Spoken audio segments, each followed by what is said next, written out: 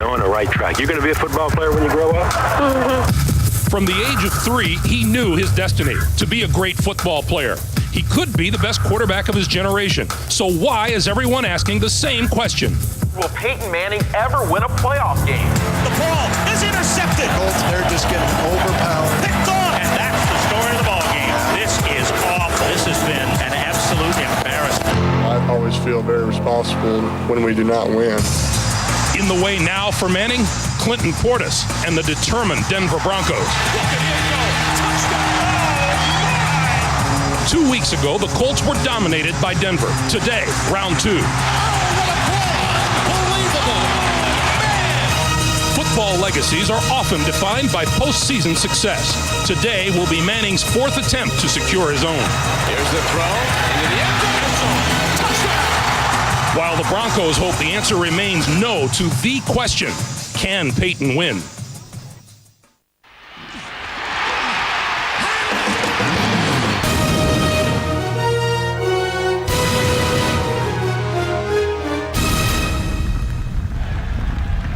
The postseason rolls on from the RCA Dome in Indianapolis. Will it be the Broncos or the Colts who join Tennessee, Carolina, and Green Bay in postseason action next week? We'll find out. The kickoff is next.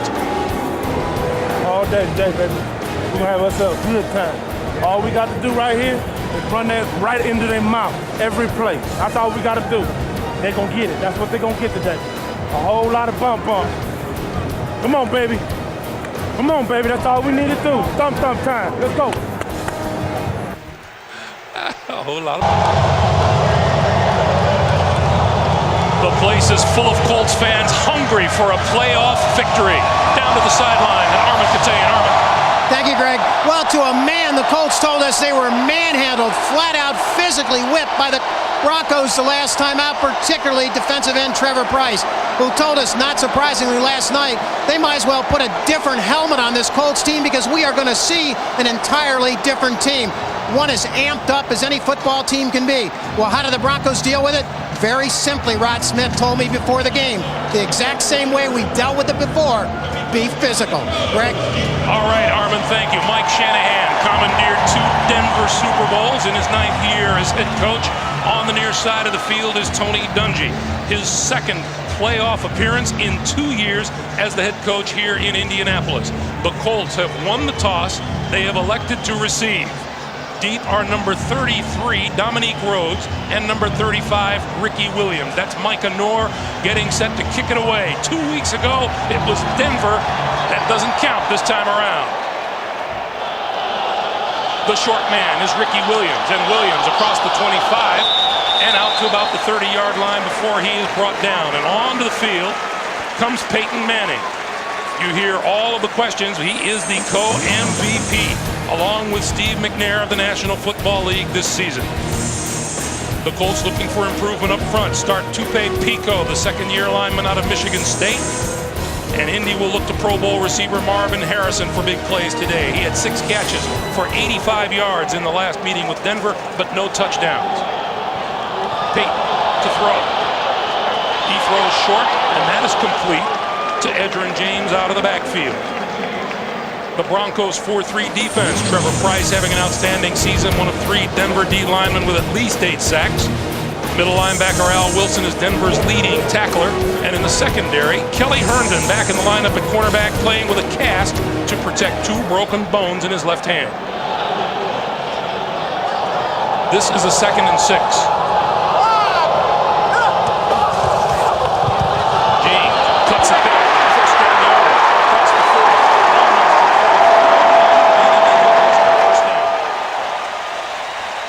Well, we heard what Armin Katayan said before the game. The Colts and Peyton Manning told us on Friday the plan we had against the Broncos was fine. They just beat us physically. Peyton Manning said we must run the football well to make them cover us one-on-one outside so I can throw the football down the field. Play fake. Manning to James again.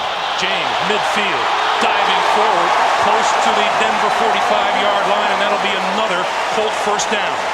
Now, we all saw the last game these 2 teams played a couple weeks ago, and Denver just dominated physically. One way to change it today, and you're seeing it right now. The Colts get the ball first. They have a chance to establish the momentum on their side, get their offense clicking, get it in rhythm before Denver gets the football.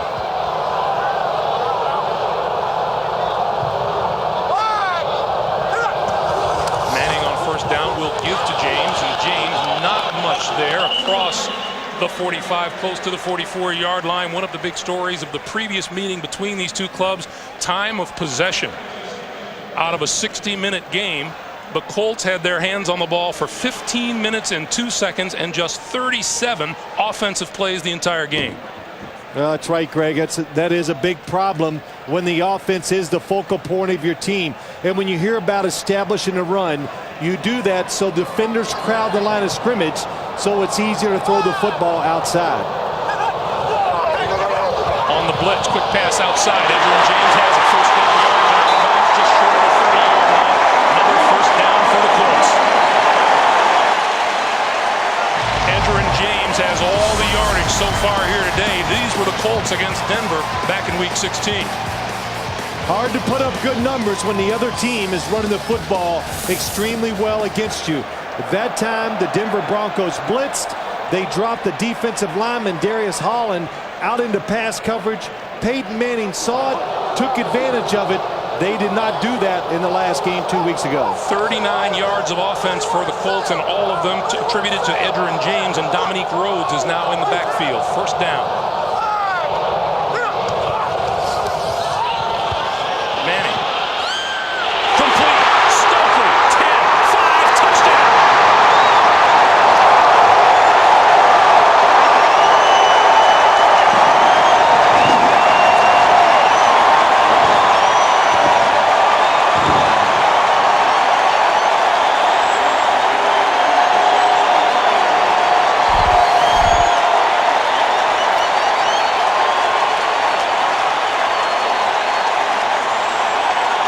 Stokely across the middle, found clear sailing to the end zone.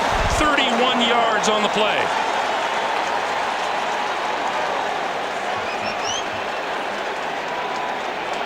Mike Vanderjagt, perfect as a kicker this season.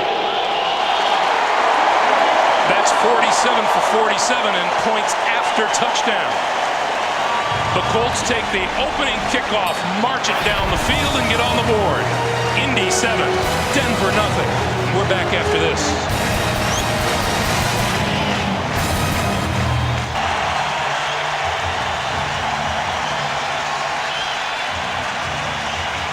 He doesn't look like it, but Tony Dungy was smiling a few moments ago, and that's why. The first touchdown his team has scored in the last 5 games. A Brandon Stokely touchdown catch of 31 yards, and the Colts are on top.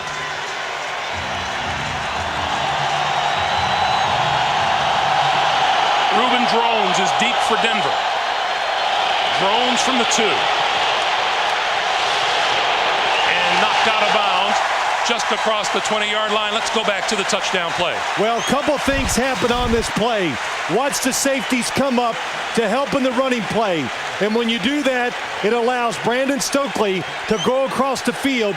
Now there's not a safety back there to tackle him, to keep him from scoring a touchdown. You saw Kelly Herndon try to bump him at the line, and we mentioned earlier, Kelly Herndon is wearing a cast on his left hand to protect 2 broken bones.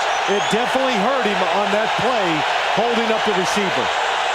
5 wide receivers for Denver.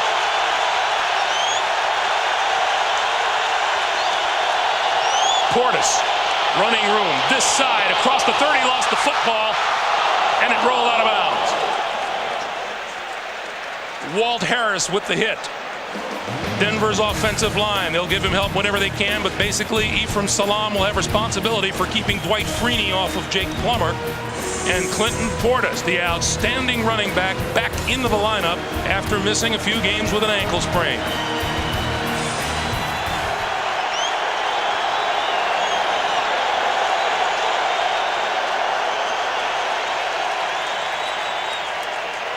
Well, there appears to be a question as to whether or not this is a first down now, and we're going to measure. Our referee today is Johnny Greer. Well, one way to take the crowd noise out of this game is for the Denver Broncos to do what they did 2 weeks ago. Run that football. Take the emotion out of the Colts team and especially out of the crowd. It is just a little short.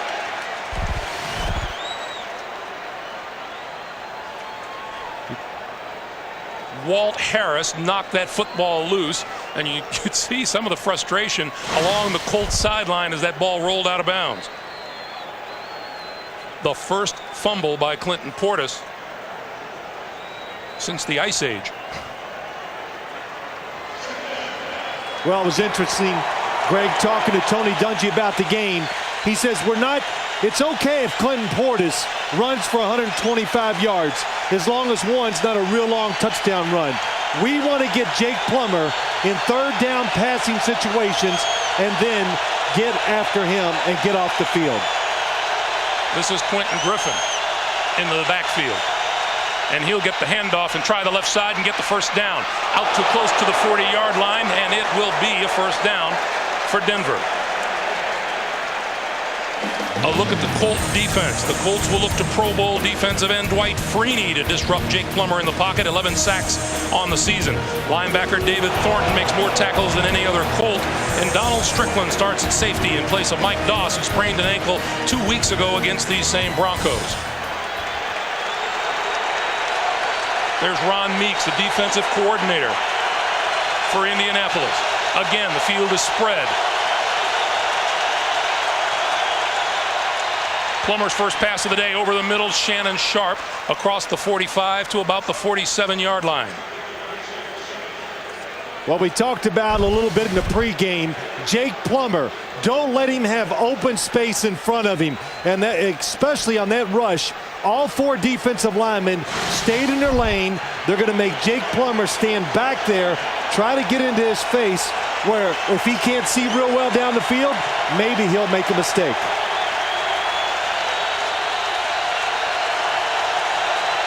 Second and 1.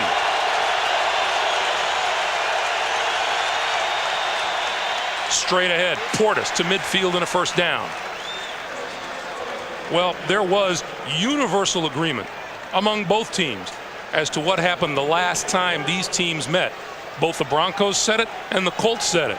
The Broncos physically whipped the Indianapolis Colts. There was also a universal agreement among the Denver Colts that they weren't going to see the same football team again here today. Oh, yeah, you mean the Denver Broncos. Yes, they talked about it. They knew this was going to be an entirely different game. The Denver Broncos are going to continue to bring in both running backs, keep them fresh, and keep running the football hard. Portis and Griffin in the backfield. Griffin now behind Plummer, who will throw. The screen. Griffin, 45 to about the 43-yard line.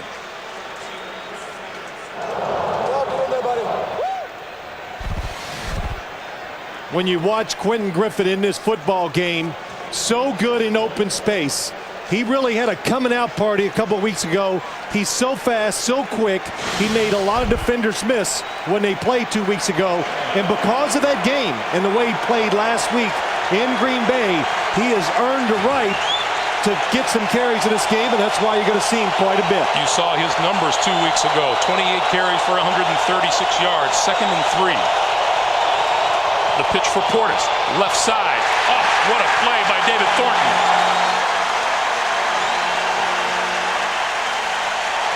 Loss of 2, and it'll be 3rd and 5.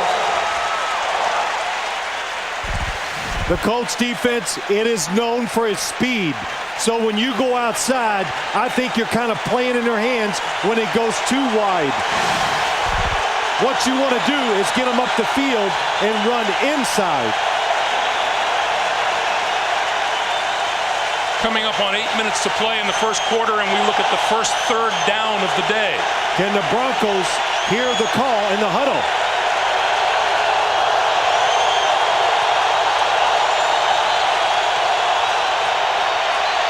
Plummer over the middle to the 40-yard line, and that's Shannon Sharp fighting for first down yardage. And he's going to be a little short.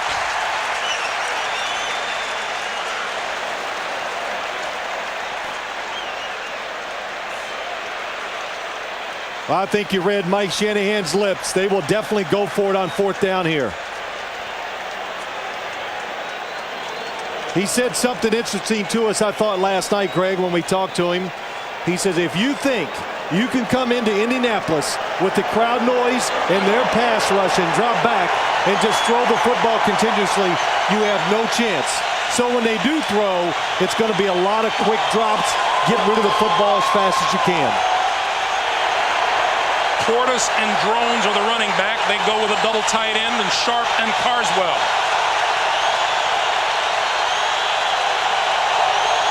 Plummer with the keeper.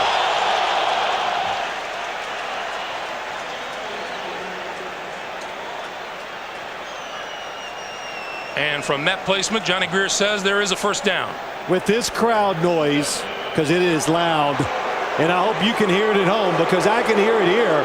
With this crowd noise in situations like that, you do not want to have to time out the snap to give it to a running back. Your quarterback is athletic. Let him run the quarterback sneak.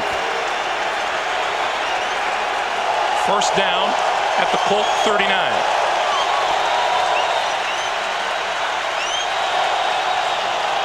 Portis. No gain on the play. Marcus Washington led the defensive charge. It'll be 2nd and 10. They are just flying to the line of scrimmage. This Colts defense, as soon as they even think it's a running play, the linebackers and safeties are coming up to make the tackle. That just leaves them a little, well, vulnerable for a play action pass, and you got to know they're being covered, the wide receivers, one-on-one on the outside. 10th play of this drive.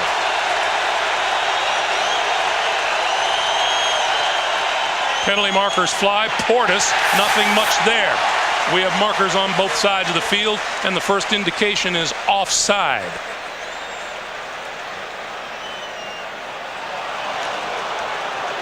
That's a big penalty. It was going to be 3rd and 9 or 3rd and 10.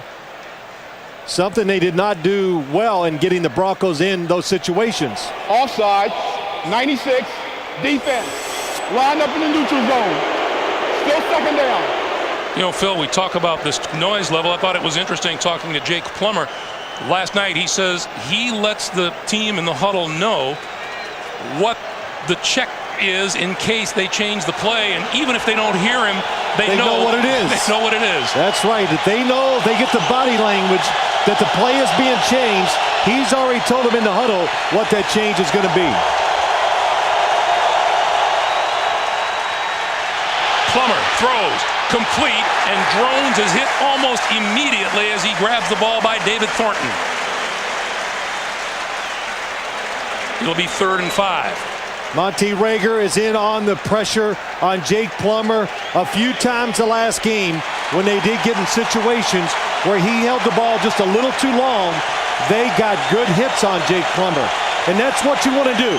Make him look around the field for the open receiver, and if you make him hold it a second longer, one of these pass rushers will get to him. Monte Rager, a 2nd-round draft pick of Denver back in '99. Quick pass out to the side, and that's complete. Rod Smith tripped up before he got to the 30-yard line. It'll be marked short of a first down.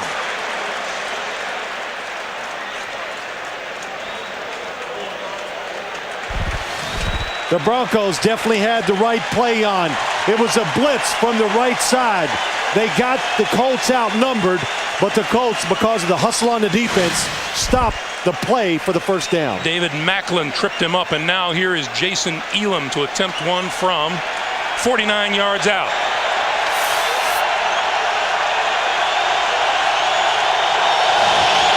On its way. And the kick is good. The Broncos get a field goal and pull to within 7-3. 3:41 to play in the first. Back in Indianapolis, Greg Gumbel, Phil Simms, Armin Katayan, 3:41 to play in the first quarter, and a 7-3 Indianapolis lead. Jason Elam's 49-yard field goal. We have two of the very best field goal kickers competing in this game. Micah Noor with the kickoff. This is short.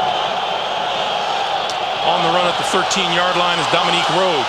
Rhodes bursting through. Penalty markers fly as he is pulled to a stop at about the 33-yard line and then forward to about the 35.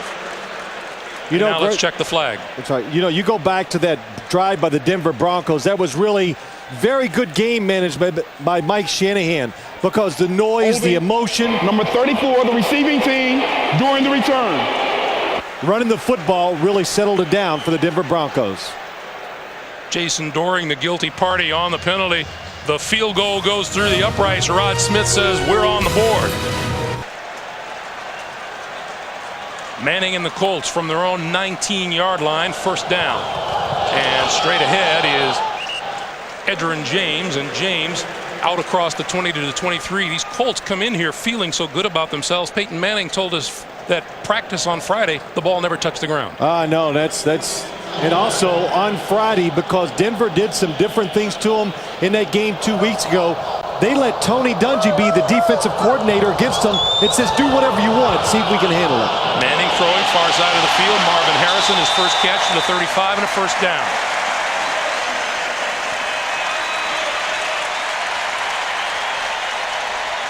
Something they did not get much of in the first game. Space to the wide receivers on the outside. Good recognition by Marvin Harrison. Excellent job by Peyton Manning, knowing where to go to the weak spot of the defense. That's outside the numbers. From the 35-yard line on the ground, Edgerrin James, right side, and through the right side, close to the 40-yard line. Now you watch this no huddle, or the muddle huddle, whatever you want to call it, by the Indianapolis Colts. When we were talking to Peyton Manning, he says, look, when I play the game, I like to dictate what's going on. And he goes, I know that Denver thinks they dictated to me the last time we played, and he just kind of made a point of, like, I'm going to control a little better this time around. He got rid of it to the far side, and Marvin Harrison, the intended receiver, overthrown, and his good friends back there all over Peyton Manning. That's Trevor Price. It is hard to sack Peyton Manning. It's just as hard to even hit him. Trevor Price, by his own account, knocked him down at least 4 or 5 times 2 weeks ago. And I see the Colts, they have Tupe Pico at center, and they have Jeff Saturday at right guard, and I'm sure that's the reason why, to block Trevor Price. 3rd and 5. Quick slant, and that's complete for a first down across midfield to Harrison.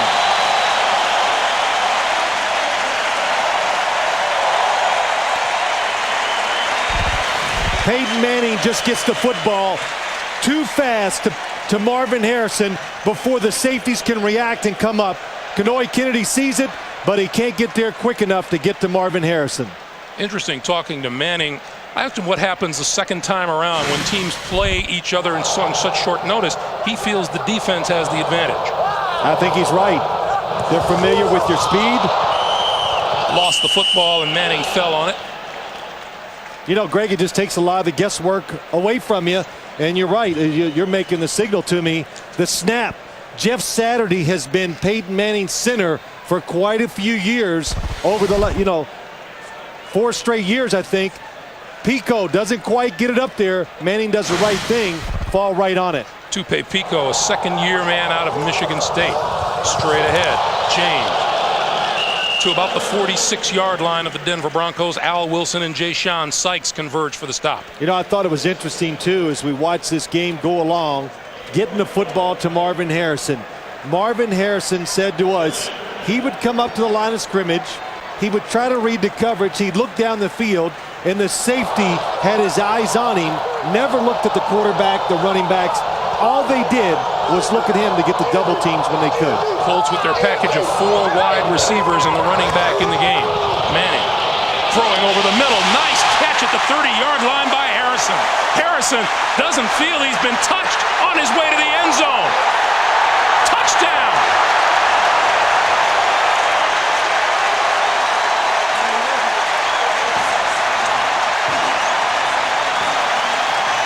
What a mental gap that is by the Bronco defense. The Broncos are going to argue about who has who on this pass. Marvin Harrison catches it. Is he touched? No, he is not. You can see the Broncos are all talking to each other. very alert. If you don't hear the whistle, keep playing.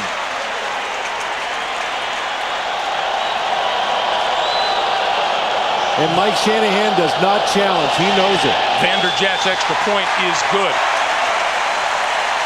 Marvin Harrison registers the first touchdown in the postseason of his great career. 14-3 Colts. Who has Marvin Harrison? Watch what they do after he lays on the ground. Nobody gets close to him. Look at the conference they're having over there. Very alert by Marvin Harrison. He can feel that nobody has touched him while he's on the ground. That will not make Mike Shanahan a happy man.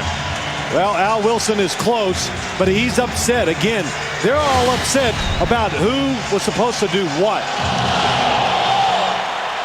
This is Reuben Drones from the 4.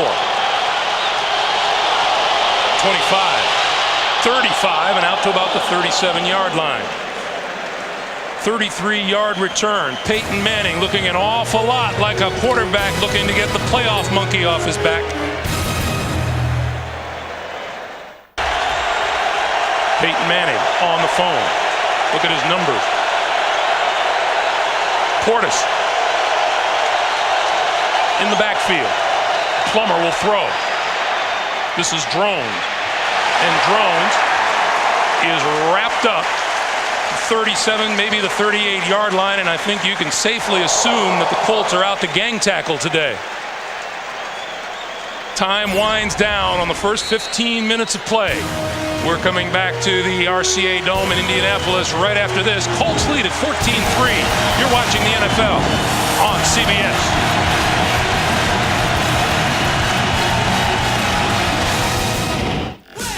And the Colts have been dominant.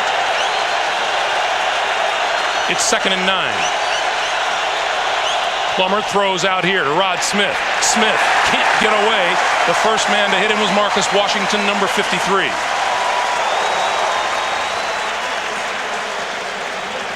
Marcus Washington is really having a terrific start to this game. He's inside, he's athletic, he's fast, and those short, quick passes to the outside, he is the first defender to get there to make the hits. You know how I hate to give you credit, but when we were watching film of the last time these teams played, even though the Colts were dominated, you said their defense was flying all over the field. They were. They were just a little too much out of control. 3rd and 6. Plummer on the move. 45. Sliding at midfield. There's a marker down on the far side, and now an extra marker is down.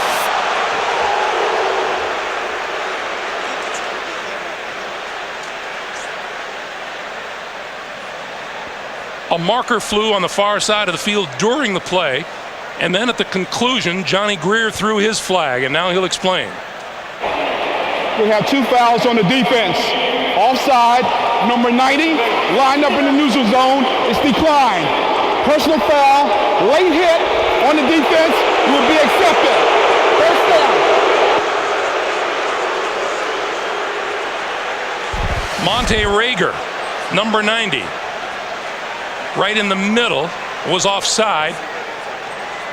And then there's Nick Harper with the diving hit on Jake Plummer as he slid down. Well, he goes helmet to helmet to the quarterback, but anytime a quarterback slides feet first, he is given up, and once he does that, you cannot hit him as a defensive player.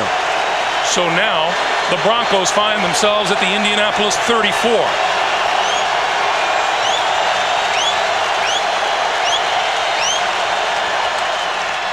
Portis trying to turn the corner and doesn't do it. We have another marker down. 27, David Macklin rode him out of bounds. And this one will go against Denver.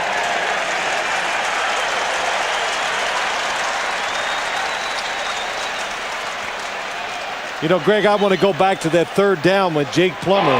Holding, 62, offense. Good first down. When he escaped right up the middle, the Colts, Tony Dungy made it a big point. Let's keep people in his face. If he runs sideways, big deal. We can chase him down. We're a lot faster than he is. You got to stay disciplined on the defensive line. keep him in the pocket, and make him throw it down the field. First Denver penalty of the day. It's 1st and 20. Play fake. Plummer on the move, throws, and that's complete to Drones, and Drones just inside the 35-yard line. And back to almost the original line of scrimmage. You always wonder, and I always wondered myself, how come when the Denver Broncos run these play-action fakes that Jake Plummer can run with nobody around him and the receiver is wide open? Well, Mike Shanahan said if the look is not perfect, the quarterback calls off that play and we just run the football. Mike Shanahan also told us he ran a minimum of those plays against these Colts the first time they met in anticipation of meeting them again in the postseason. Portis stops and starts. Marker is down as he's brought down close to the 30-yard line. Drees, Bashir, Donald, Strickland with the stop. Boy, this crowd is unbelievable. I kind of wish they'd settle down a little myself. I feel like I'm sitting in the middle of the crowd. Holding, 62, offense. Still 2nd down. Second penalty of the day on Denver, both penalties on Dan Neal, and lost in the euphoria of that dominance by Denver 2 weeks ago. The Broncos committed 11 penalties for 93 yards. Didn't make much difference the way they owned the game. 2 holding penalties on Denver now in the last 3 plays. It's 2nd and 20.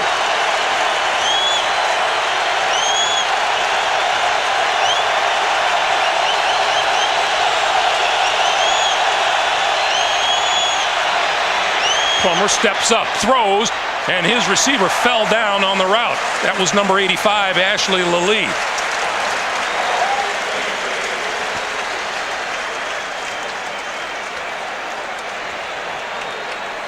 One thing the Denver Broncos are not going to let happen today, passing situations, make sure you take care of Dwight Freeney.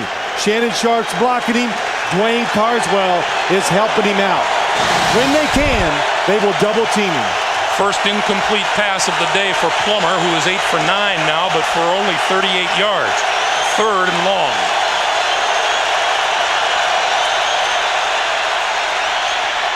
Sharp hit immediately at the 40-yard line by David Thornton.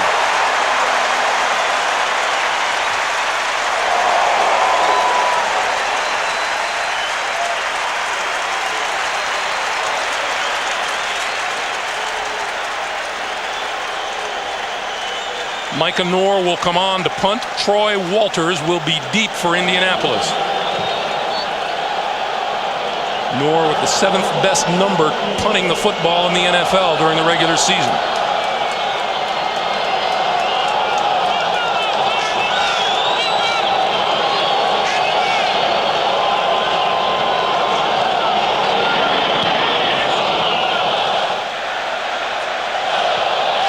Into the end zone. The Colts and Manning will start at their own 20-yard line when we come back. Into the playoffs and the Super Bowl. It's all at NFL.com or at NFL on AOL. I wrote about you this past week, Greg. Can't wait to read it. From the 20, Manning, play fake. Throwing, has a man open, it's Marcus Pollard, and Pollard fumbled it out of bounds. But it'll be a first down all the way out to the 45-yard line. What a throw by Peyton Manning. On the run, falling away from the line of scrimmage, and he puts just the right touch in getting the football to Marcus Pollard. He's coming up the left side of your screen.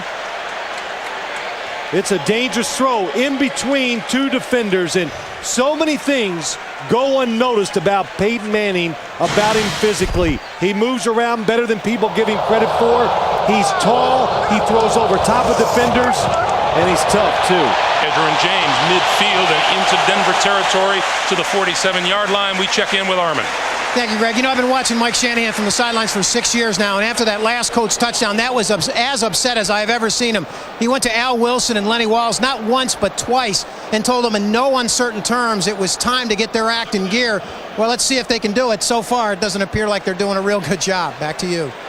All right, Armin. Here's James again. tries to dip to the outside, and this time there's nothing doing as he's wrestled down.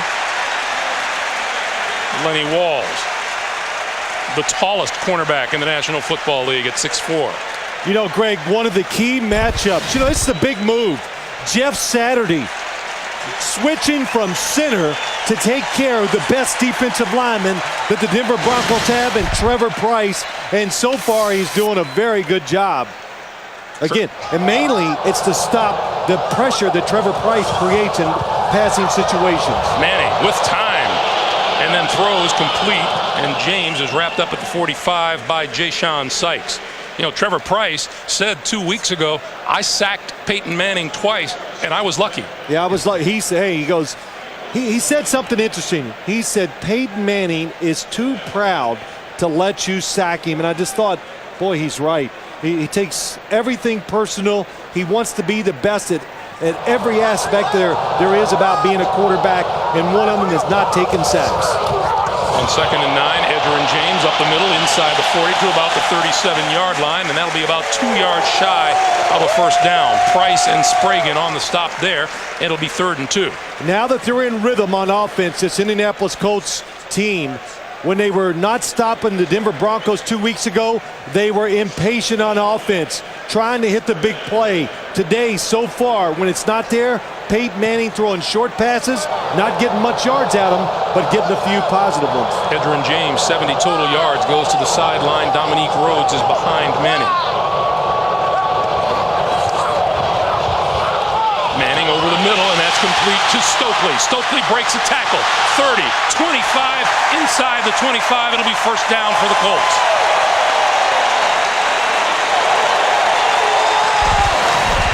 Peyton Manning likes Brandon Stokely as a receiver because he says he's tough, and once he catches the ball, he will go up the field and fight for the extra yards. And when you're playing a defense like Denver, 2 extra yards creates a lot better situations for your offense a lot of times.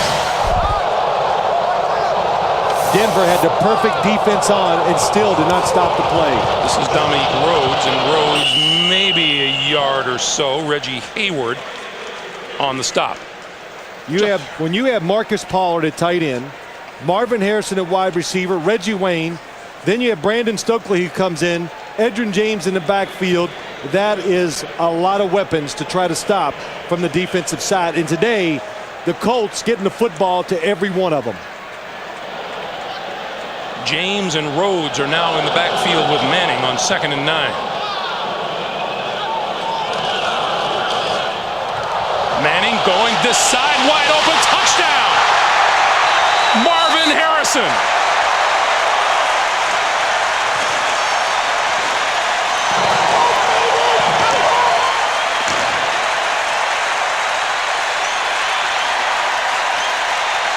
That is too much to ask when you say to a safety, Sam Brandon is going to have to cover him up the field.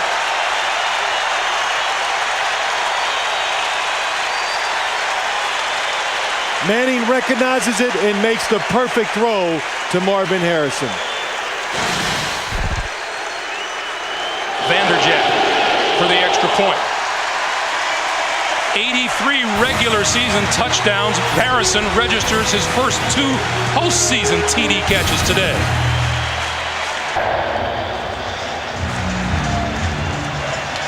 .7:28 to play, first half. The Colts has charged up as you will see any football team. They, just like we talked about at the top of the show, they're loose, confident, and aggressive. Something a little different on this kickoff. This is Drones taking it just across the 10-yard line. Dancing his way across the 25 and then buried by the Colt pursuit. First meeting between these teams, the Colts ran just 37 offensive plays. They've got 22 already today and lead at 21-3.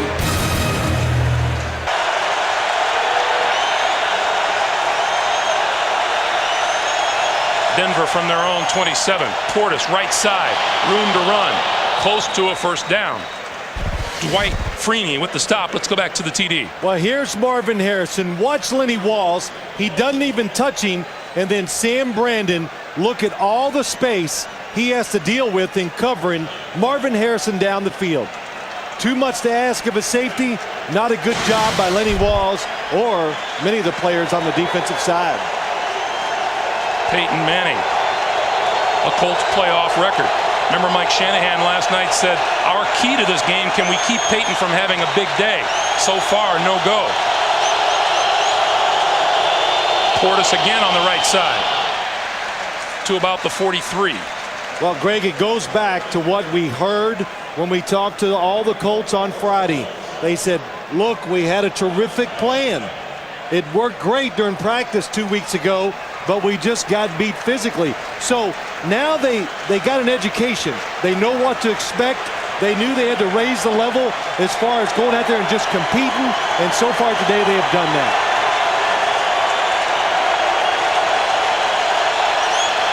Portis and Griffin are two of the wide receivers set out.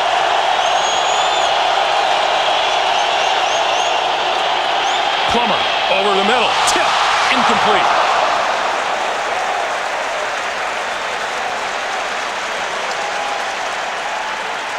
Rob Morris got his hands on it.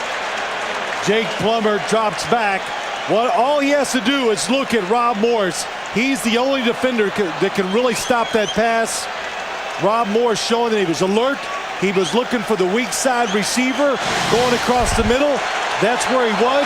Almost makes the interception. Morris and Washington now come off the field. Extra DBs on for the Colts on 3rd and 5. Denver was a terror on 3rd down 2 weeks ago.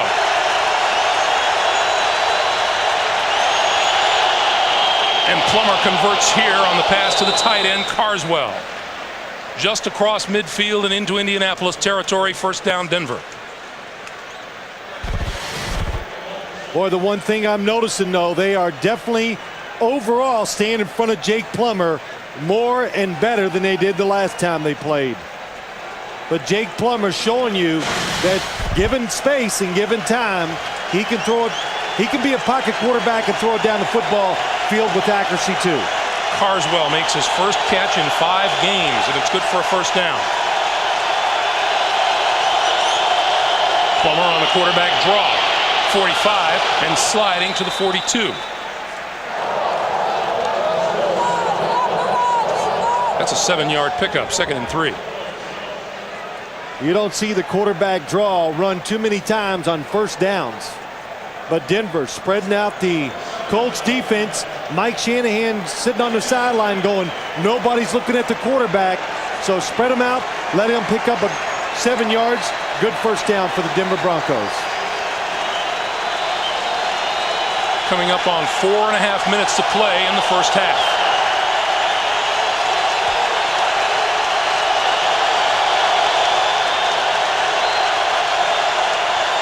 This is Portis.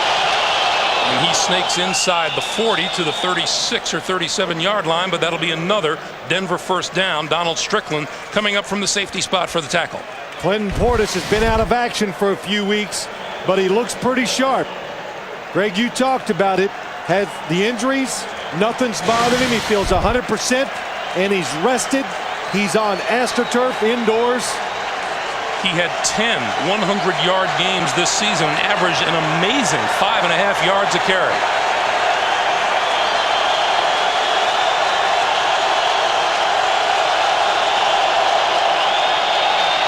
Plummer throwing into the flat, complete to Sharp, and there's a penalty marker down.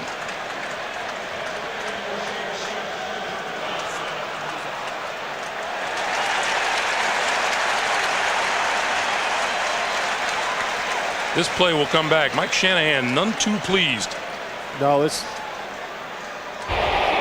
Personal foul, chop block, number 62, offense, still 1st down.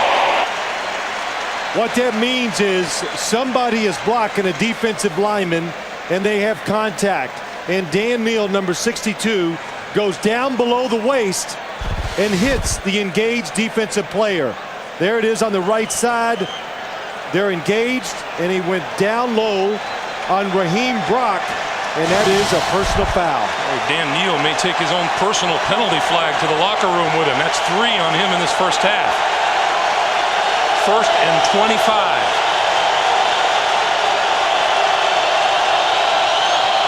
Portis, right side. To the 47. And we come up on 3 minutes to play. It'll be 2nd and 21. Well, they're having success. They're executing a lot of plays. The only thing that's really putting them in tough situations, the penalties. But when you're playing a fast, aggressive defensive front, you're just going to have penalties by the offensive line, especially when you're on the road and dealing with this crowd noise.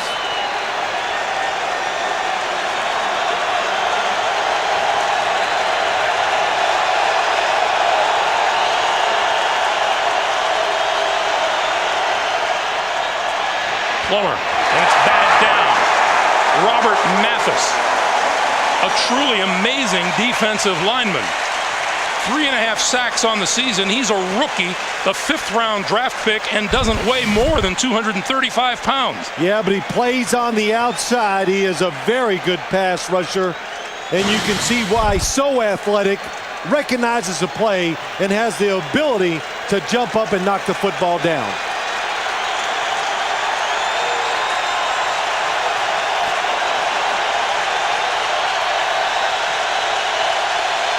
Plummer needs the 26-yard line for a first down.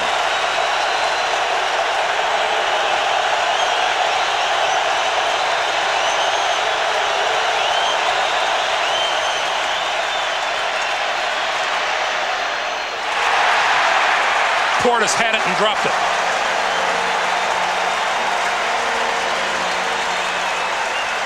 Freeney and Blake Brockemeyer doing a little talking. Well, there's really nobody open down the field. Jake Plummer, good smart decision, throw it short. Dwight Freeney, the best pass rusher. Clinton Portis getting a little piece of him before he goes out on the pass route. And Brockemeyer getting a lot of him while he's flat on his back. Troy Walters deep for the punt.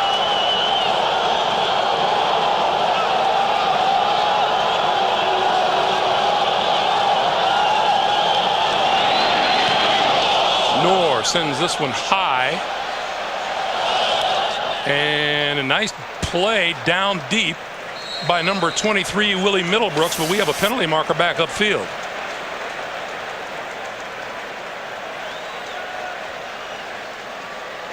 And all indications are it's going to come back.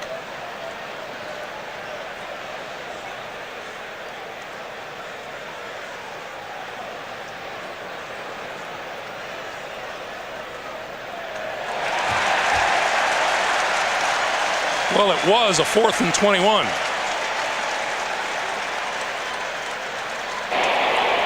Holding number 38 of the kicking team prior to the kick will penalize 10 yards and re-kick, 4th down. Another Denver penalty. And that'll nullify a pretty nice special teams play by Middlebrooks down inside the 5-yard line.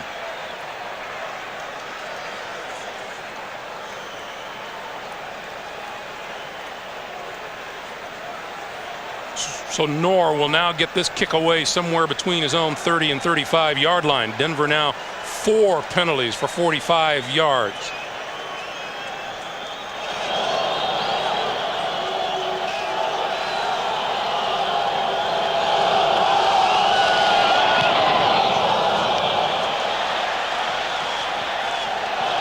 Takes a Denver bounce.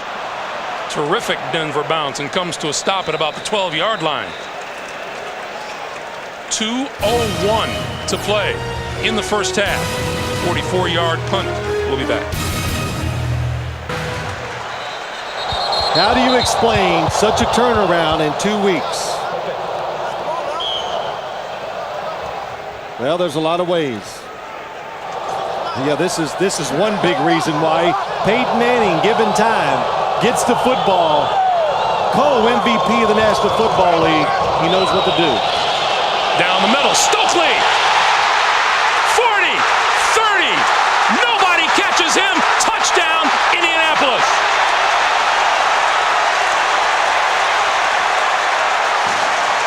Unbelievable.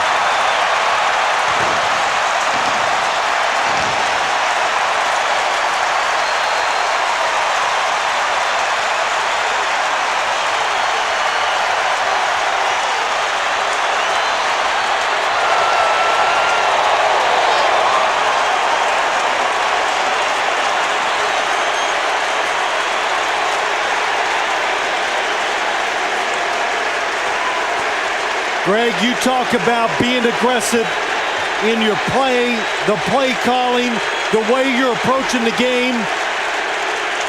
That describes the Colts in the first half. Vanderjagt's kick is good. Brandon Stokely, 2 touchdown catches today, 131 yards total, and it's the Colts running roughshod today, 28-3.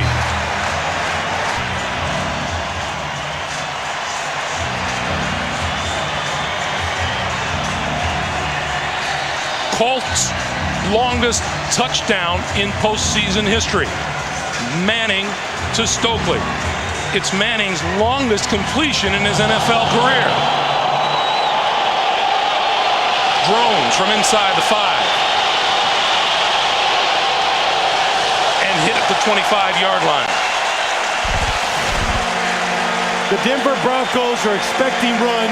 Brandon Stokely gets right down the middle of the field before any Bronco defender can even react to him. He has outstanding speed. If you remember 3 years ago, as a Baltimore Raven, he caught a touchdown pass in the Super Bowl against the Giants.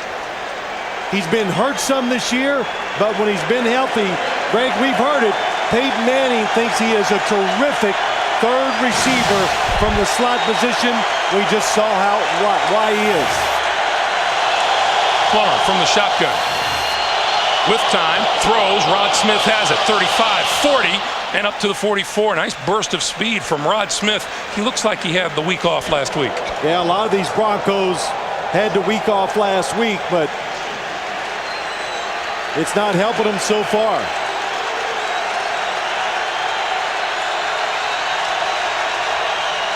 We get movement up front. Number 90, Monty Rager. And number 62, Dan Neal. The defense did move first. They were in the neutral zone, I thought.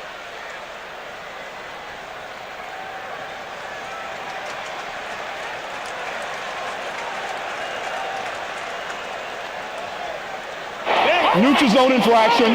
Number 90, defense. Still first down.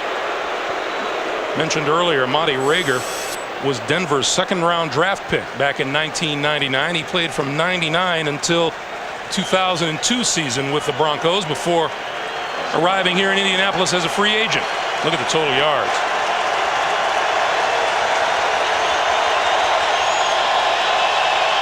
Plummer throws far side, and that's complete and out of bounds to Charlie Adams, the first-year free agent man out of Hofstra.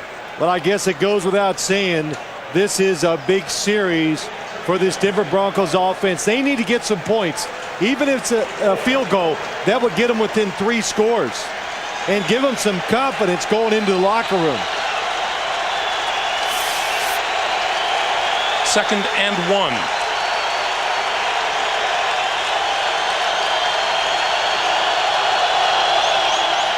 Plummer with the flip over the middle, and that is complete to number 89, Carswell. And a timeout is called. Carswell, affectionately referred to by Shannon Sharpe as House. Denver uses its first timeout. Highlights of today's NFL action, and Chiefs head coach Dick Vermeil joins him from Kansas City. Coming up, the Nextel halftime report. Coach Vermeil's in there taking notes. I advise him not to share them, though, with the guys he's sitting with. 1st and 10. Plummer. There's a marker down on the far side as Carswell makes his 3rd catch of the day.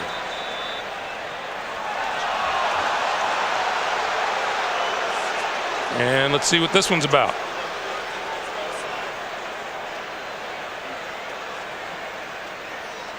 Offside. 93, defense. We'll penalize 5 yards, still first down. Well, that's the third time a defensive lineman has been offside. This time it's Dwight Freeney. Well, they're so anxious to get to the quarterback in obvious passing situations. Dwight Freeney just lined up offsides. So now it's a 1st and 5, 1:04 to play. Plummer down the sideline, intercepted. Macklin, 35, back close to the 40-yard line.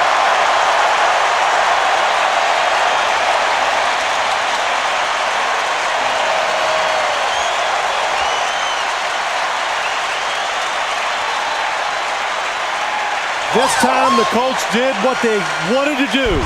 They put pressure in Jake Plummer's face.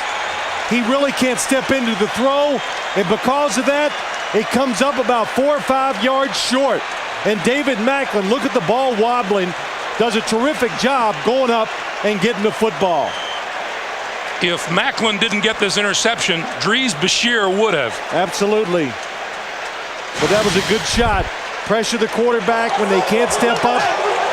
It takes some power and velocity off the football. 55 seconds to play. Manning. Sideline. Harrison to the 40 and looks out of bounds.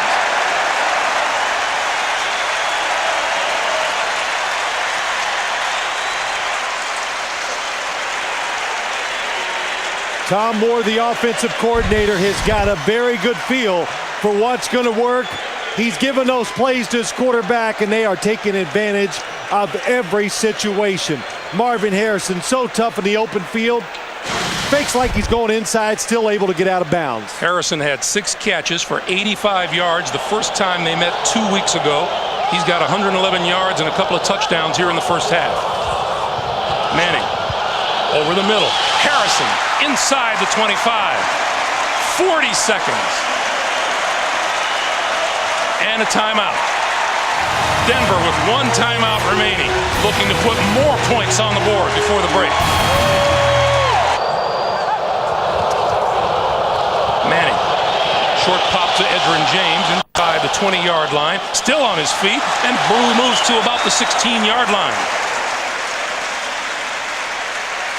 Clock stops with 28 seconds to play, and we'll take another break as the Colts work their way to the end zone.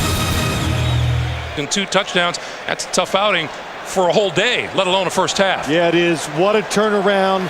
This tells you about the pride of professional athletes, about the Indianapolis Colts, how well they have come out here in the first half and played. Quick pass, Reggie Wayne. Wayne to the 10 and knocked down there. 21, 20 seconds. Clock continues to move. Oh, and they're down in the end zone. Manning trying to get his players back to the line of scrimmage. The offensive line down there pushing and shoving with some Broncos. Get ready.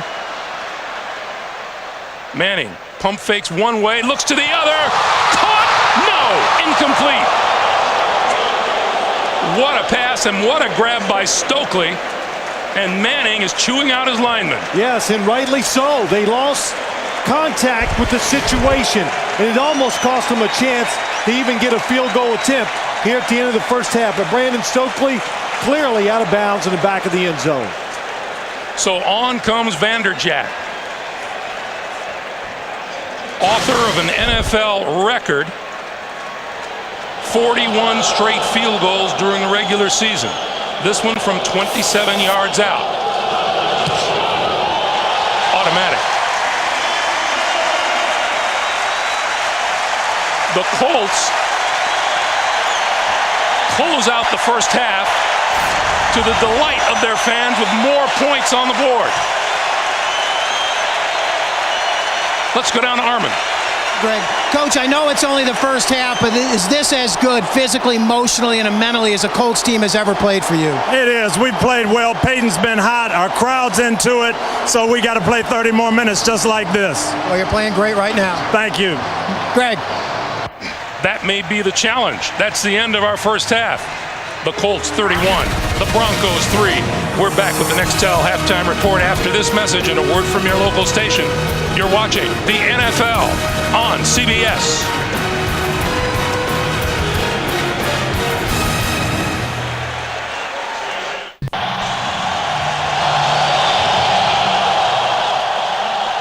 Broncos get their hands on the football first. This is Drones from the 9-yard line. 25, hit at the 30 and falls forward to about the 32.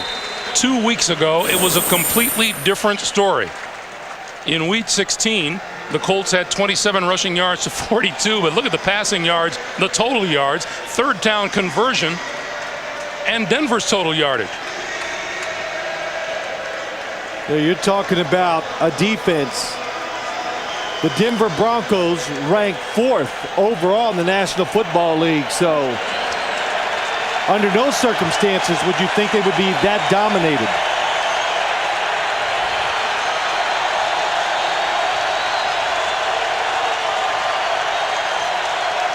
And Plummer's going to start by giving it to Griffin. And Griffin out close to the 40-yard line. Let's check in downstairs with Armin Katayan. Armin. Greg, a very somber and silent Broncos team exiting the locker room, and I'll give you the PG version of what Mike Shanahan basically told him. He said, hey, we're back to 0-0, square one here. He said Peyton is doing an unbelievable job of executing, but he said we just have to play smarter, faster, and better and hope for the best. Back to you. They'll start from the 39. After Griffin's run of 7 yards, and it's 2nd and 3.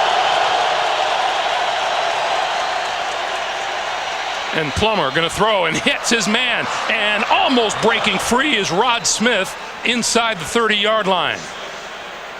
33 yards, and it was just an inch closer to being much more. Well, something we did not see in the first half is Jake Plummer really taking shots down the field, except for the last drive. But Rod Smith gets between the safeties, down the field, and a perfect throw by Jake Plummer. Boy, Dries Brashear got a hand on him, made him stagger a bit. First down from the 27. The screen to Portis. Penalty marker is down as Portis is dragged down inside the 20-yard line. And let's check the flag. Who do you think it's against? Another Broncos penalty. I see Dan Neal pleading his case. 62, offense. Still first down.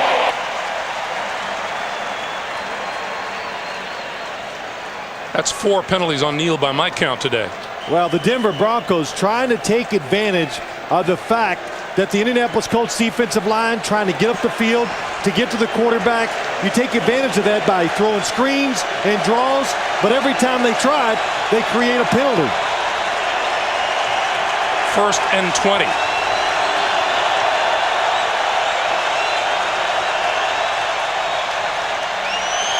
Plummer running out of time, throws it out here to Portis. Inside the 30 to about the 27-yard line, and Walt Harris made the stop there. Boy, really good decision by Jake Plummer. Look down the field. If it's not there, don't look too long, because he just avoids disaster, a sack and a fumble. Chad Brasky is coming right up from behind. So look down the field. If it's not there, throw it to the short receiver as fast as you can.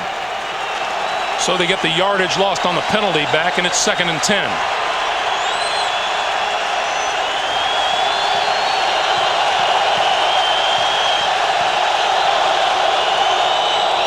Portis around the block from Mike Anderson inside the 25 to the 23.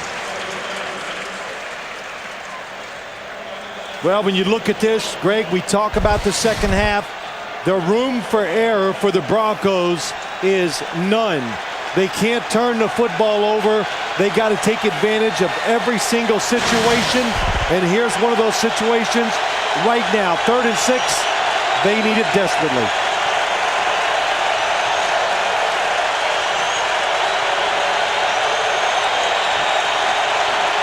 This is the deepest the Broncos have ventured today into Indianapolis territory. Plummer. And is going to go down. Monty Rager.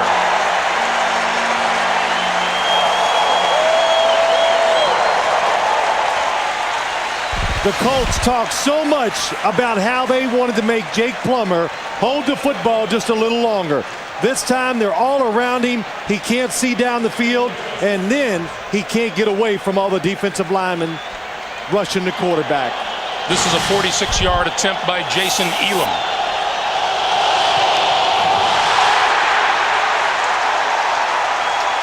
Blocked as it got underway, and it rolls into the end zone.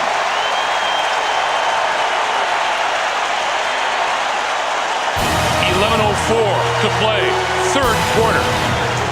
31-3 Indy. Raheem Brock, number 79, got his hand on the Elam field goal attempt. And Indianapolis with the ball now at about the 35-yard line.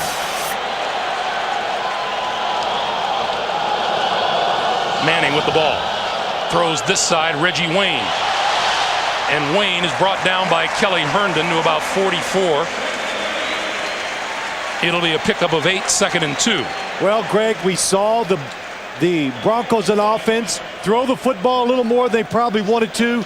And the very first play of the second half, they come out, they blitz Peyton Manning. It's going to make it very hard for the corners to cover these wide receivers if they continue to blitz.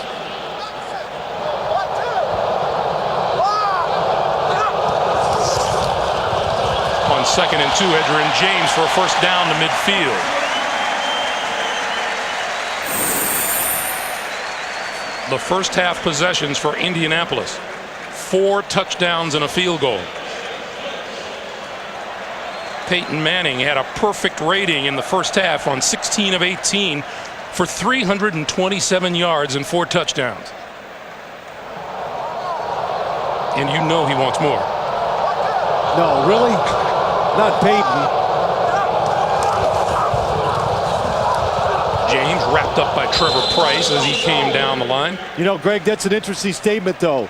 A lot of teams would pull back in a situation like this. Up 31-3, you're just trying to milk the clock in the football game. But Peyton Manning, Tom Moore knows, he trusts him like he's never trusted anybody in his life.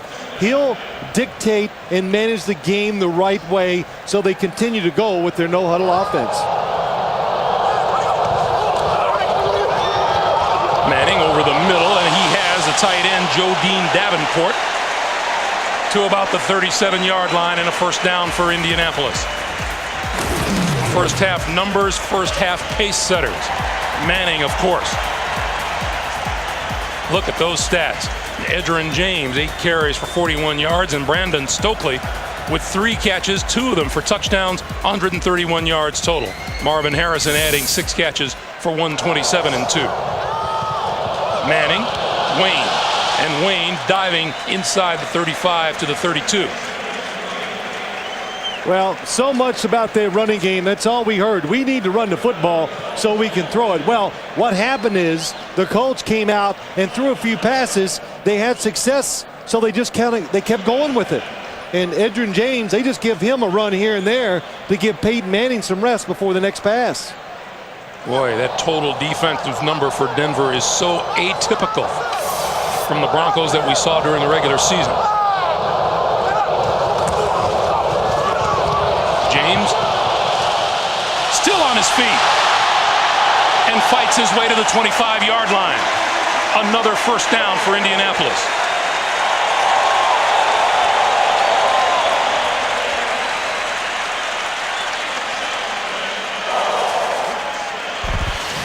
This just kind of speaks volumes about this whole game. The Broncos in position to make the play. Just more 1-2 energy, everything on the Colts side. Edgerrin James shows it all on that run. 93 total yards for number 32 for the Colts. Manning looking, throwing, coming across the field. Harrison had a hand on it, couldn't grab it. Marvin Harrison has had himself some afternoon. Yes, he has. Look what he's done. Short pass over the middle. That makes the defense think they come up just a little. Now you worry about his speed. He gets wide open to the outside, and what's all the shaking there? My gosh, how can you cover that? And then a good formation, good play. He's smart, knows he's not touched, gets up and scores the touchdown. James, or rather Dominique Rhodes, and Rhodes to about the 22 or 21 yard line. You know, Peyton Manning was pretty definite about what went wrong the first time against these Denver Broncos.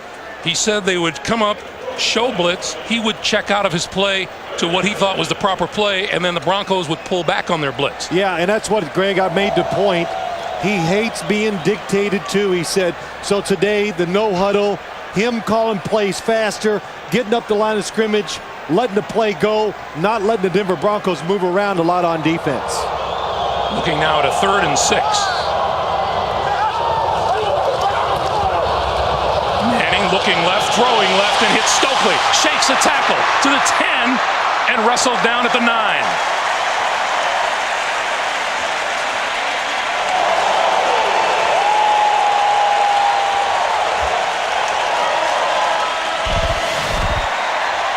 Peyton Manning gets plenty of time, gets the space, and he throws a laser to the outside.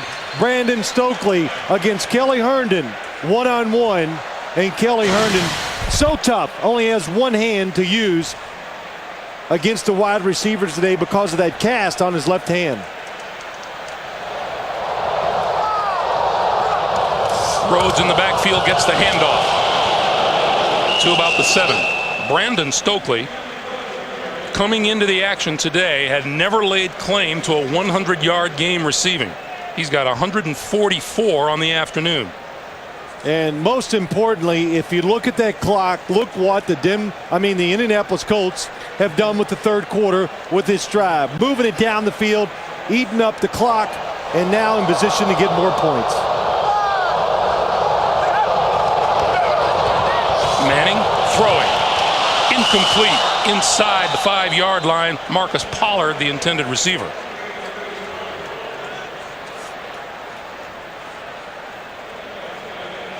Well, you know, the play calling, Greg, we talked about it. Tom Moore, he walked about 6 miles this morning around the stadium. We got here, I don't know, 3 hours before the game. We saw him. I go, well, how far have you walked? Oh, about 3 games worth. And it's, I know it was a nervous week for all the coaches for the Indianapolis Colts. How are they going to rebound from 2 weeks ago? Manning on 3rd and goal. Throws inside the 5. Touchdown, Reggie Wayne.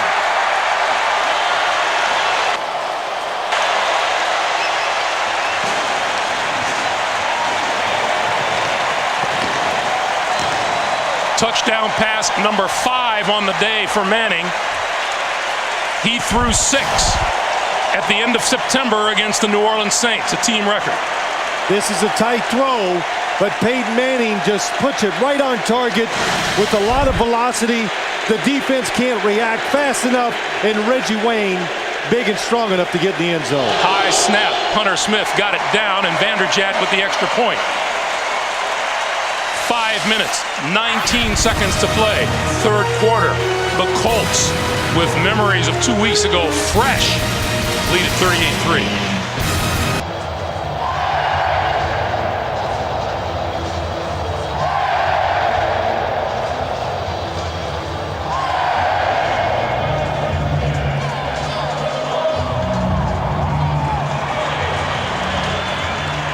The Indianapolis Colts have registered 33 points in Peyton Manning's first 3 playoff games. They've got 38 on the board today, and his 5 TD passes have him tied for 3rd most in playoff history.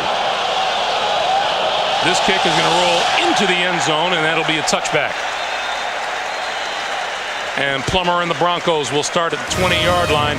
Marvin Harrison having himself a good old time today, as are the Colts. Funny, except he's America's ally in the war on terror.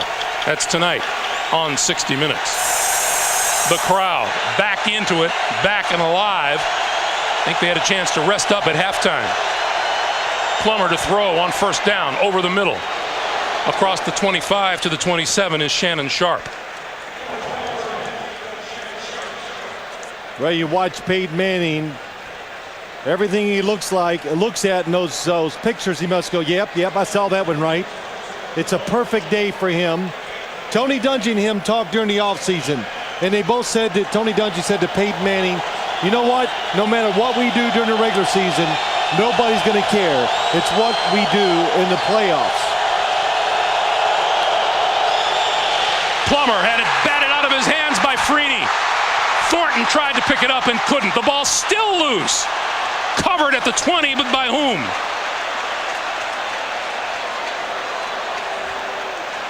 Colts.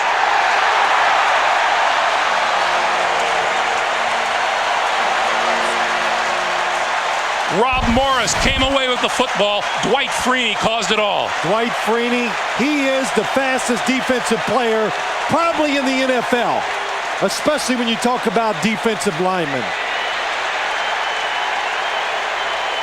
Jake Plummer never feels him coming around. He does it so fast. And the Colts just trying to pick it up and score more points. Boy, what a play by Dwight Freeney. What an effort. You know who knew he was going to get there? Blake Brockemeyer knew he was going to get there. And Manning.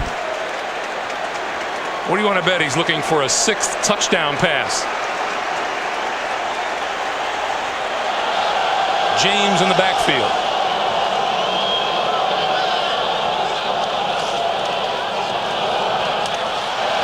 And James to about the 17-yard line.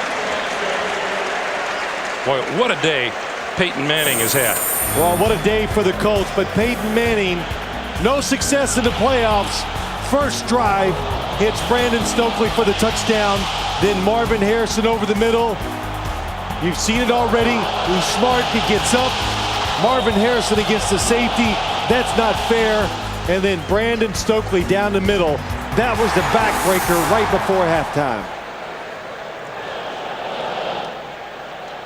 5 touchdown passes worth 194 yards on 2nd and 7. James. Inside the 10-yard line, it'll be 1st and goal.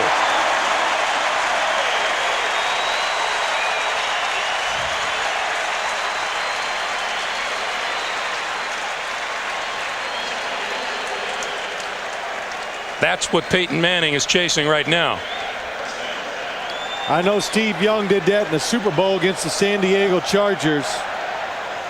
And Darryl LaMonica did it just about every Sunday, didn't he? But where do the Denver Broncos? You really got to dig deep as a player in a situation like this. You know your season's over. You got to get the courage and the will to keep fighting. James to the 5. As we go under the 3-minute mark for the 3rd quarter. Isn't it interesting? As we were talking to Tom Moore on Friday, he said, I've never been involved in so many close games in my life as we were this season. The scoreboard reads 38-3. Well, yeah, that's right. But Tom Moore, you got to remember, too, he kind of grew up in the NFL coaching with those Steeler teams that won 4 Super Bowl in 6 years. So he got indoctrinated learning or playing in games where they won by quite a few points. But this year, every team played a lot of close games. 2nd and goal.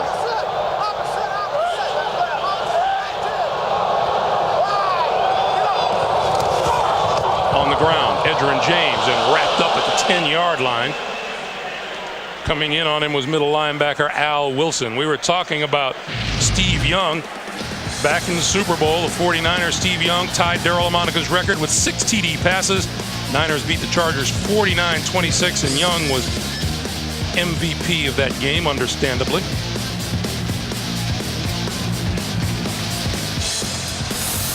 Jerry Rice on the receiving end. Gee, that connection didn't hook up too often, did it? 3rd and goal.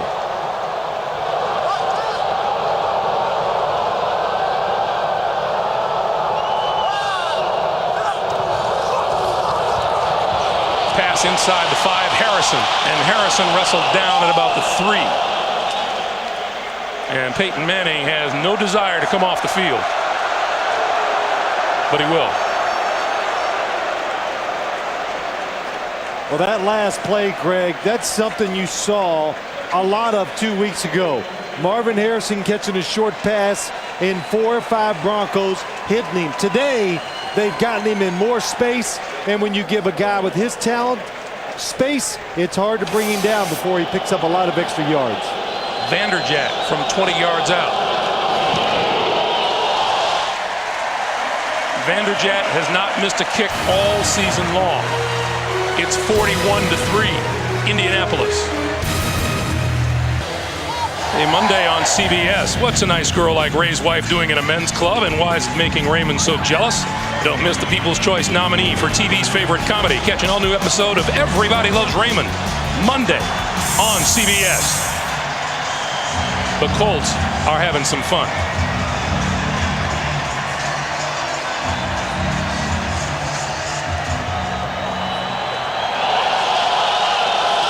From the 9-yard line, it's Reuben Drones. And Drones tripped up as he crossed the 20 over to about the 26-yard line. New Year's has gone by, but they may celebrate all over again in the city of Indianapolis. It's 41-3 Colts. Crowd has been up-tempo since the opening kickoff. Plummer. And that's complete to Griffin. And Quentin Griffin across the 35 to the 38-yard line.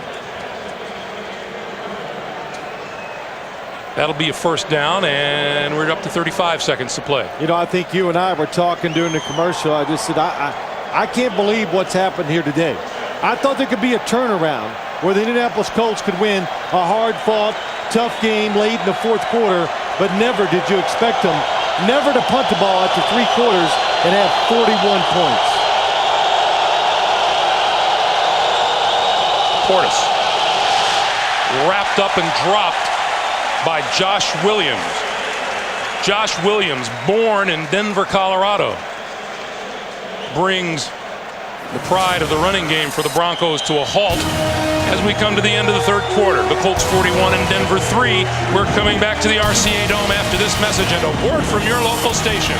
You're watching the NFL on CBS. Town yesterday, but the confidence hasn't played out the way they hoped it would on the field. Start of the fourth quarter.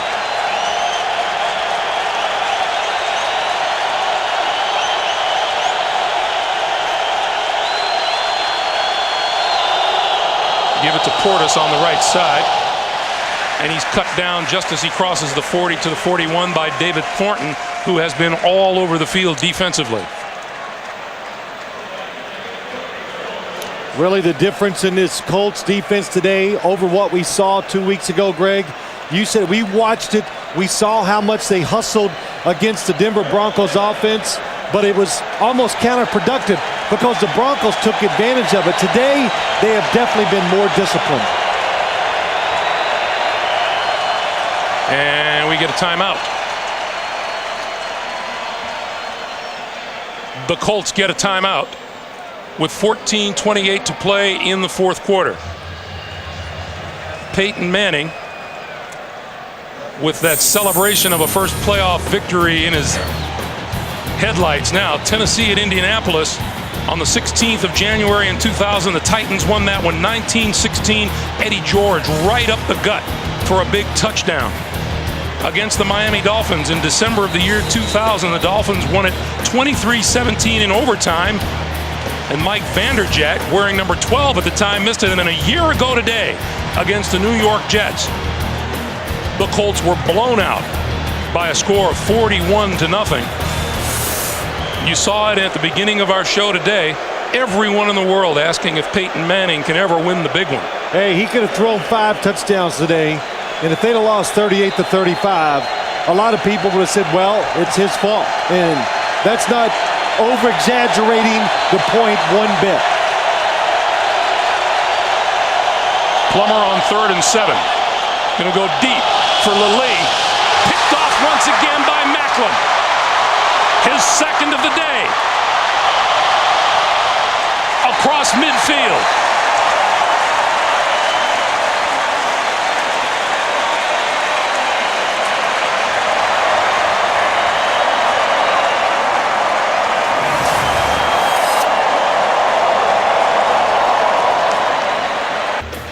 At NFL.com. Manning and the Colts start at the Denver 49. Off the interception from Macklin, his second of the day. And this is Edgerrin James. James finds a hole. 45, 40, first down. On David Macklin's interception, maybe nobody on the field happier than defensive coordinator Ron Meeks. Now, you've known Ron Meeks for a long time. Phil, tell me if you recognize this walk. Yes, I do. He's carrying that ball back like he intercepted it, but Ron Meeks, we talked to him too, Greg, on Friday. He says, look, we got to redeem ourselves in this game. And I said something to him, and he goes, hey, this game's emotional for the coaches too, because coaches, they get embarrassed about how their team plays. I know that's how they felt after getting manhandled 2 weeks ago. So this is a big victory for the Indianapolis coaches, coaching staff too. Edgerrin James lost the football. And the Broncos say they've got it. They do. James had an arm grabbed and lost control. And Plummer in the offense back onto the field. 13:22 to play, fourth quarter.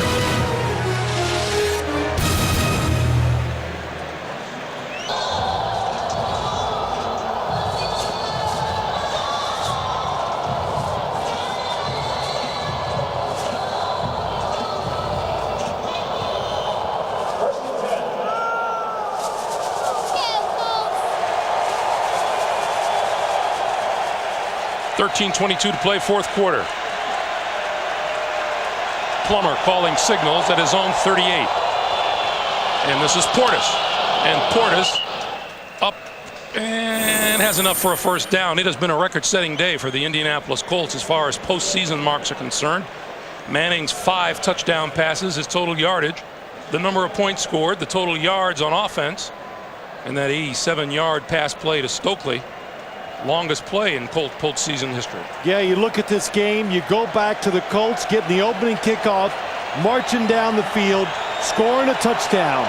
They got the crowd behind them, they got confidence, and they have rode that ever since. Let's keep in mind too that this isn't exactly against a slouch defense. These Denver Broncos came in with the 4th rated defense in the National Football League during the regular season. Yeah, they were 6th against the pass, 7th against the run. The Denver Broncos defense has been as consistent this year as the Colts have been consistent on offense. So it was a terrific matchup. But again, you said it. Mike Shanahan, they worried about a hot quarterback in Peyton Manning. He got hot, and it just opened everything up for the football team. And again, I do believe crowd noise is a factor in games like this. Well, I never heard the word physical used so much over a 2-day span, because there was constant discussion about the game 2 weeks ago, and they were simply more physical than we were, and we were more physical on the offensive line and on the defensive line, and we have to be more physical on Sunday. It's been the difference. 3rd and 5.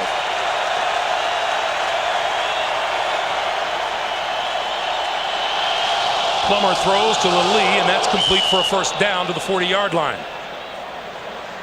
You know, you're right, Greg. Ashley Lee down on the field took a hit right to that left hip. Well, he took a hit from Coach Shanahan after the game in Green Bay last weekend, where in harsher terms than we can say, Mike Shanahan said, you got to do better. But you know, you talk about being physical, and it's so many things, and it really goes back to even the offensive line. It's pass protection. We talked about it. Peyton Manning did not have time to make good decisions down the field when they played 2 weeks ago. You're more physical up front. All of a sudden, your quarterback gets more time. He gets smarter. His decisions are better, and he's a more accurate thrower. And we just saw every one of those factors are going to Colts' favor today. Charlie Adams replaces Lee on the field, goes across the field, and makes the catch.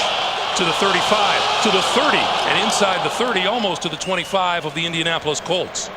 Yeah, Charlie Adams, just to say something about him, he was thrown into action here late in the year, and Mike Shanahan just said, hey, it's not too big for this guy. He just gets in there. He likes the competition, doesn't get overwhelmed that it's, you know, professional football, that it's going to be a playoff game, and you can tell he wants the football and knows how to do something with it once he gets it. Ed McCaffrey took some serious shots last week in the season finale at Green Bay, not playing here due to concussion. And this is Portis. Portis inside the 20-yard line.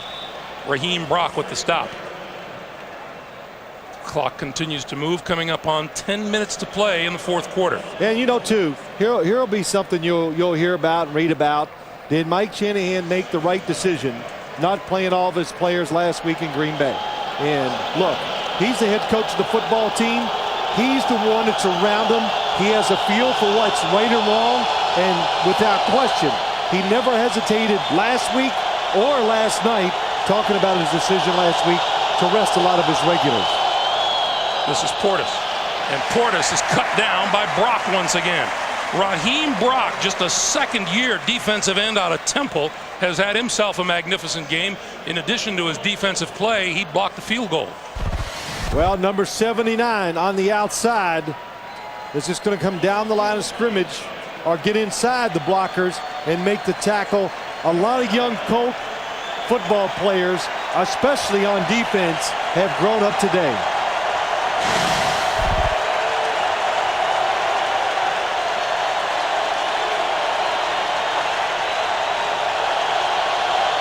On 3rd and 5, Plummer throws the quick one over the middle, and that's complete to Reuben Drones to the 15-yard line, and that'll be enough for a first down.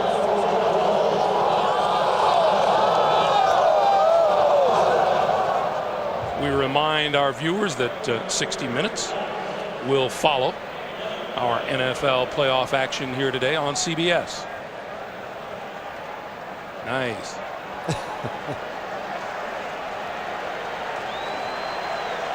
If they were winning, those uniforms would look a whole lot better.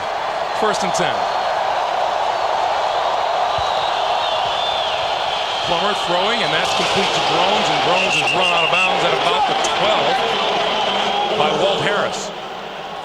You know, too, as I watched this game, I watched that play. Shannon Sharp was out on the left side. He was wide open. Jake Plummer did not see him. And you got to wonder, you know, Greg, and we talked about it with Shannon Sharp last night, will this be his last season? And if they lost, would it be his last game? The best tight end in NFL history. The most receptions, most yards receiving, and most touchdowns. 2nd and 7. Plummer throws, and that is dropped by Portis. You know, we even asked Mike Shanahan, and Mike Shanahan said, well, Shannon Sharp came to me and said, what am I going to do? And Mike Shanahan said, you can play for the Denver Broncos as long as you want to and as long as you feel you can be competitive. And he has been every bit of that. He is the Broncos' all-time leader in receptions and touchdowns. And you see his milestones in a great future Hall of Fame career. That's right. There is no doubt Shannon Sharp is going to go to the Hall of Fame. Plummer throwing this side, and there is Sharp, and Sharp is run out of bounds at the 8-yard line, and that's short of a first down. Boy, he has been so good over the years. First, he's putting a little block on Dwight Freeney before he goes out into pass. He looks down the field. He knows there's nobody covering him, so the football could be coming his way. And he has caught so many of these passes in his career. You know, the thing about Shannon is, if only he wasn't just at a loss for words every once in a while. 4th and 2.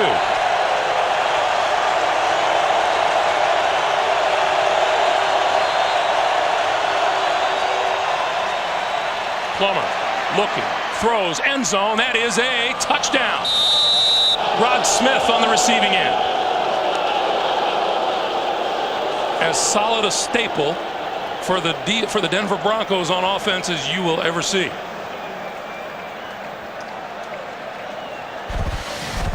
Well, good misdirection by the Denver Broncos. Jake Plummer coming all the way across the field. Rod Smith really did a good job of selling it. He took about 3 or 4 steps inside, and then when he broke back outside, he was open for the touchdown pass. Elam with the extra point, and it is good. So the Denver Broncos find the end zone for the first time today with 7:04 to play here in the fourth quarter.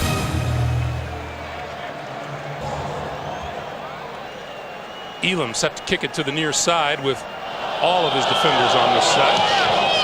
Popped up into the air and grabbed by Ricky Williams, number 35, at the 44-yard line. That's where the Colts put it in play after this. Montana, number 2, the man next to me here in the booth, number 1. I'm not talking about Mike Gluck, our spotter. Mike's got a heck of an arm, though. Brock Heward is the quarterback for the Colts. And Dominique Rhodes behind him. He gets the handoff. And he is hit at the 43-yard line. We go down to Armin. Thanks, Greg. You know, so many good things to say about Peyton Manning, but one of the really unresolved issues here in Indianapolis is the status of his contract. It's a 6-year deal that's up at the end of this season. And a lot of questions as to whether the Colts can really sign him given the salary cap considerations. And I talked to Peyton briefly about it Friday after practice. He said, listen, Armin, I really don't want to comment now. I want to focus on this game. But I did talk to the team owner, Jim Irsay, before the game, and very strong. And I'm going to read it to you now. It's a quote.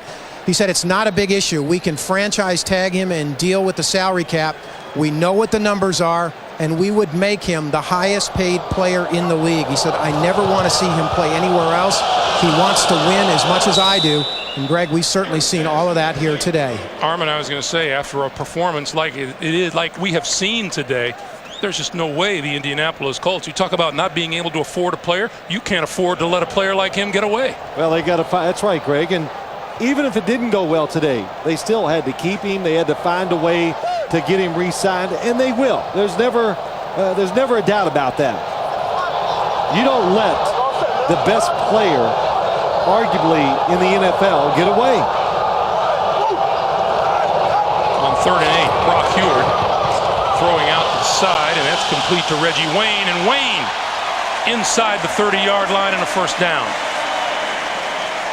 The Colts on their way to the end zone and on their way to Kansas City. Yeah, you know, too, but I just want to go back to what Armin was talking about. Peyton Manning, it's over. He's won a playoff game. But, of course, now the story will be, well, so what? Can he win this game? Can he win the Super Bowl? So it will never be quiet, or it never will quiet down totally until he wins a Super Bowl football game.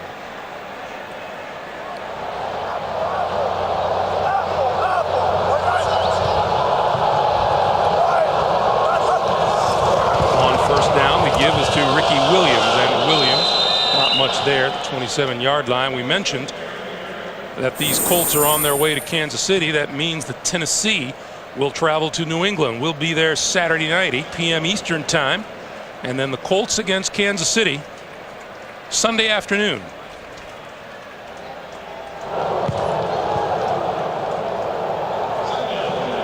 Boy, what a difference in the Colts sideline from 2 weeks ago, huh? Yeah, it's something. It's again, it just kind of tells us about the NFL, what we saw all year long. Teams are so close, and the difference between 2 weeks ago, you could just turn it around in 2 weeks. They did that here today. This is Troy Walters, and Walters holds on and ducks inside the 25 to the 24 as the clock moves up on 4.5 minutes to play here in the fourth quarter. But you know, we follow the league. We try to follow everybody and watch who's playing well and who's not. And I said it already earlier, but one of the most consistent units I have seen in a long time in this league has been this Indianapolis Colts offense. It has been productive almost every single game of the year, and when they have to score late in the game, they've done it. They've had 3 or 4 tremendous comebacks. And don't forget, we talk so much about the New England Patriots and their terrific defense. The Indianapolis Colts scored 34 points on that defense. And were stopped on the 1-yard line as the game ended. Well, we were talking about the turnaround in this Colt defense and the fact that in 3 of their last 4 games here at home, they've allowed 31 or more points coming in today. That didn't bode well for a Denver team that had been playing good football down the stretch, and then, of course, hit that last game in Green Bay, which was meaningless to them. Well, it shows you what a team game is. In other words, sometimes the Colt defense plays well because their offense kind of dominates play and gets everything on the Colts side. And when they do that, the defense can free will a little. They're about getting pressure on the quarterback to create turnovers, and it snowballs for them. But when they do give up points, that's a screenplay. When they do give up points, it's because they just can't control the ball like they want to. Ball goes over on downs. We have 3:13 to play in the fourth.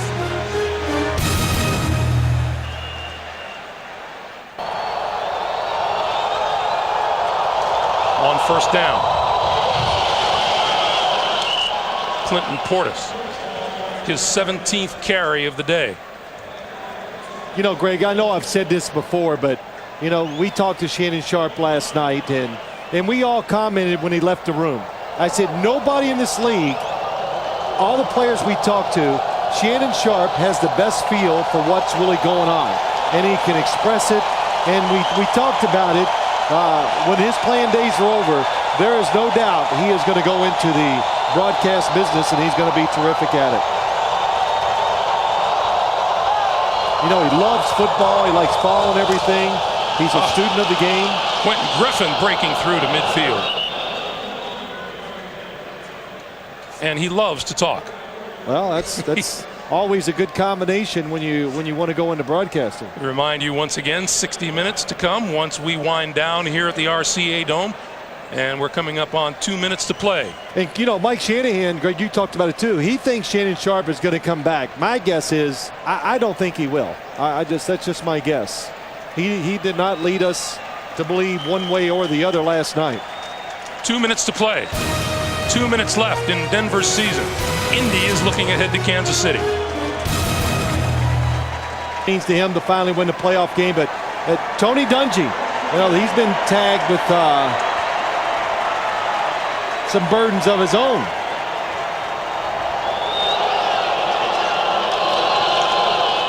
Quentin Griffin left side and brought down close to the 35-yard line. Sure, first it was, well, can you get a team to advance, and can your team score any points, and can you score any touchdowns?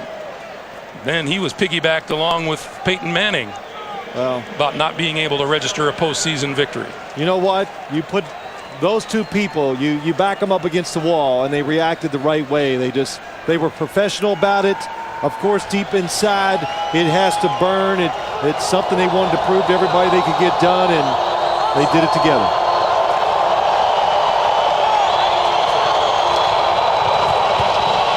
Griffin again. And by the time the next ball is snapped, we'll be under a minute. Tony Dungy permitting himself a little bit of a smile every now and then.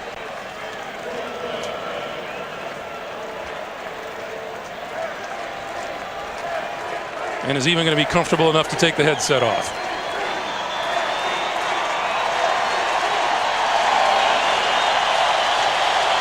One last tribute from the crowd.